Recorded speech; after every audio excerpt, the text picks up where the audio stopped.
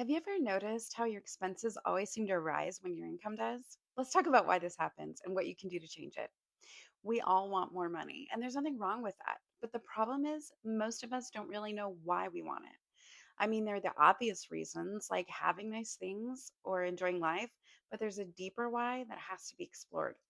The reason your raises never really result in anything other than increased expenses is because your connection to that deeper why is being ignored.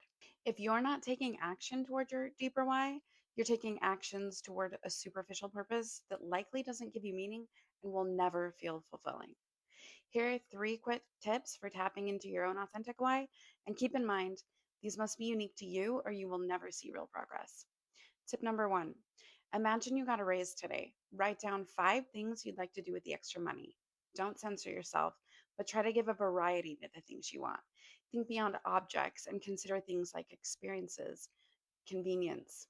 For example, instead of writing down five material objects, maybe you have two objects like a new phone and a new car, and then you write down one place you'd like to travel to, one investment in yourself, such as a class to help you gain new skills to create new income streams, or a new hobby that would bring you joy. And then you write down a housekeeper that would make your home life easier and free up your time for other things. Or maybe having a fully funded emergency fund is important to you. These are just examples, but the point is to dig deeper than just material objects. There's nothing wrong with wanting nicer things, but building wealth that's sustainable needs to go deeper than that.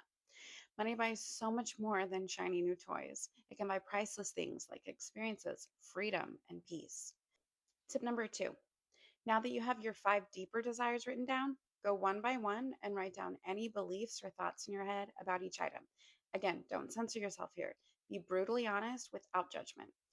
The reason this step matters is because our brains and nervous systems like to tell us stories around what we can and can't achieve.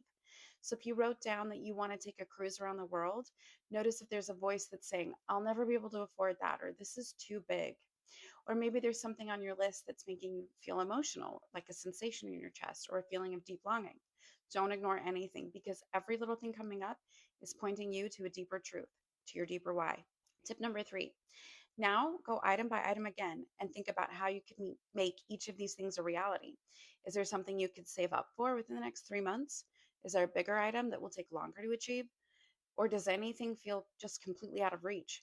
The point of this isn't to feel discouraged about how far away everything may seem, but to help you start prioritizing what's important to you and to help you begin to see the steps that will take you there. Nothing is out of reach, nothing is impossible. If it's meant for you, you can make it happen.